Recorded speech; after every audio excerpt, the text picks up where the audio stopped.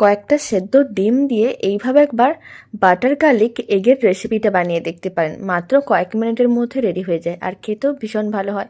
প্রথমে 5টা সেদ্ধ ডিম নিয়েছিলাম, তারপরে সেদ্ধ ডিমগুলোকে ছুরির সাহায্যে ঠিক এরকমই হাফ করে কেটে নিতে হবে। সমস্ত ডিমগুলোকে হাফ করে কেটে নিয়ে এক সাইডে রেখে দিলাম।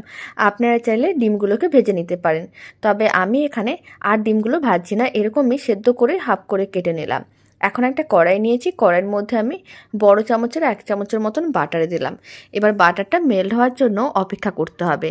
ফ্লেমটা মিডিয়ামে করে রেখেছি। প্রায় 2 মিনিটের মতন এইভাবে রেখে দিয়েছিলাম, বাটারটা মেল্ট হয়ে গেছে। এবার এর মধ্যে আমি হাফ চামচের মতন দিয়ে দিলাম গ্রেট করা রসুন।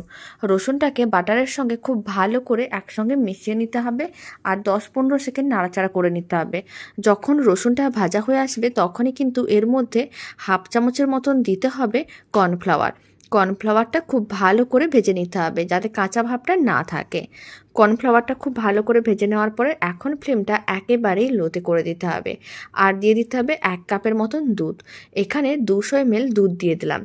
এবার কিন্তু এর মধ্যে দিয়ে দিতে হবে স্বাদ অনুযায়ী লবণ। লবণ খুব বেশি দেওয়ার দরকার নেই, অল্প একটু লবণ দিতে হবে। আর দিতে হবে অল্প করে একটু গোলমরিচের গুঁড়ো। গোলমরিচের গুঁড়ো না থাকলে নাও দিতে পারেন। আর অল্প একটু দিতে হবে লঙ্কার গুঁড়ো, এতে কালারটা খুবই ভালো আসবে। এবার সমস্ত কিছু একসঙ্গে ভালো করে মিশিয়ে নিতে হবে।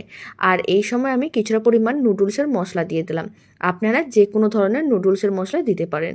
খুব ভালো করে একসঙ্গে মিশিয়ে নিতে হবে। আর খুব ভালো করে মিশিয়ে নেওয়ার পরে এখন কিন্তু ফ্লেমটা মিডিয়াম টু হাইতে করে এইভাবে মিশ্রণটাকে 2 মিনিটের মতন ভালো করে ফুটিয়ে নিতে হবে। 2 মিনিট খুব ভালো করে মিশ্রণটাকে ফুটিয়ে নিলেই মিশ্রণটা অনেকটাই ঘন হয়ে আসবে। তারপরে একবার ভালো করে মিশিয়ে নিতে হবে, ফ্লেমটা লোতে রাখতে হবে। আর সেদ্ধ যে হাফ করে ডিমগুলো রাখা আছে সেই সমস্ত হাফ করে কেটে রাখা ডিমগুলো গ্রেভিটার মধ্যে দিয়ে দিতে হবে। আর দিয়ে দিতে হবে অল্প করে একটু কুচনো কাঁচা লঙ্কা। আর আমি দিয়ে দিচ্ছি মিক্স হার্বস। মিক্স হার্বস না থাকলে নাও দিতে পারেন। এবার সমস্ত কিছু একসঙ্গে এইভাবেই কিন্তু 5 মিনিটের মতন রান্না করে নিতে হবে। ফ্লেমটা মিডিয়ামেই রাখতে হবে, তাহলে মিশ্রণটা আরও ঘন হয়ে যাবে। এতে বাটার গার্লিক এগটা খেতে অনেক বেশি ভালো লাগবে। 5 মিনিট হয়ে গেছে, এখন ফ্লেমটা অফ করে দিয়েছি আর গ্রেভিটা বেশ ঘন হয়ে গেছে। দারুণ স্বাদের রেসিপিটা একেবারেই রেডি, বাড়িতে বানিয়ে দেখতে পারেন, খেতে ভীষণ ভালো হয়। আর বাড়িতে বানালে কমেন্ট বক্সে জানাতে একেবারেই ভুলবেন না খেয়ে আপনাদের কেমন লাগলো।